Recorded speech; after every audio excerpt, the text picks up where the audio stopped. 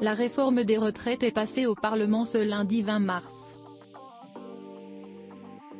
De quoi faire bondir la plupart des Français qui manifestent depuis des mois contre le report de l'âge légal de départ à la retraite à 64 ans.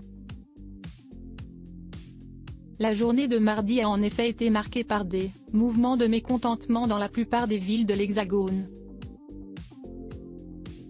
Dans ce climat social tendu, Emmanuel Macron a décidé de s'adresser aux citoyens ce mercredi 22 mars, après une longue période de silence sur son projet de loi, principalement porté par Elisabeth Borne et Olivier Dussopt. Ainsi, le président s'entretiendra en direct avec Marie-Sophie Lacaro et Juliane Bugier depuis le jardin d'hiver de l'Élysée, dans le journal télévisé du 13h de TF1.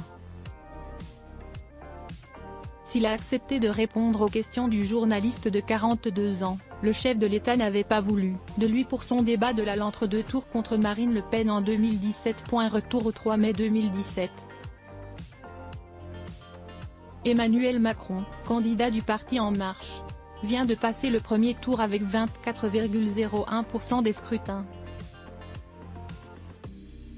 Tandis que Marine Le Pen, à la tête du Front National, a remporté 21,30% des votes. Les deux candidats se plient donc au traditionnel débat de l'entre-deux tours, animé par Nathalie Saint-Cric et Christophe Jacoubi-Suzin. Comme le rappellent Jean-Baptiste Marteau et Neila Latroux dans leur livre Le Tsunami, chronique secrète d'une année politique pas comme les autres, repris par nos confrères de Télé 2 Semaines en 2018, le choix des journalistes est compliqué à définir. Parmi les noms mis sur la table figurent aussi ceux d'Audrey Crespo-Mara et de Juliane Bugier. Sauf que l'ancien banquier juge le journaliste de France 2 inadéquat, trop jeune. Ou plutôt, plus jeune que le candidat, de 4 ans à peine. Le duo a pourtant belle allure, deux journalistes chevronnés, qui incarnent le renouvellement porté par cette élection, écrivent les deux auteurs. De plus, l'équipe d'Emmanuel Macron n'estime pas le duo assez vendeur. Surtout elle refuse le prisme générationnel de cette configuration, l'expérimentée Marine Le Pen, d'un côté, les novices de l'autre, note Jean-Baptiste Marteau et Neila Latroux.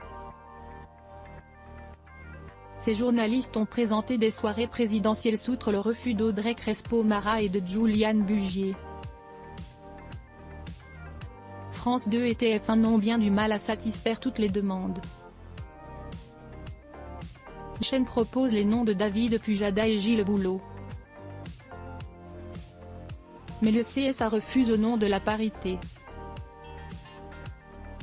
Puis ceux d'Anne-Claire Coudray et Laurent Delahousse, mais le FN s'oppose à la présentatrice, estimée trop partisane des idées du candidat du centre.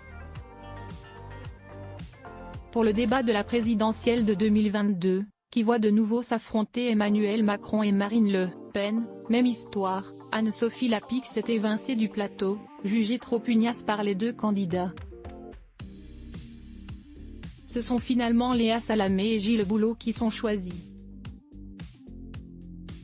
Crédit photo, Jack Tribeca Bestimage Dimension.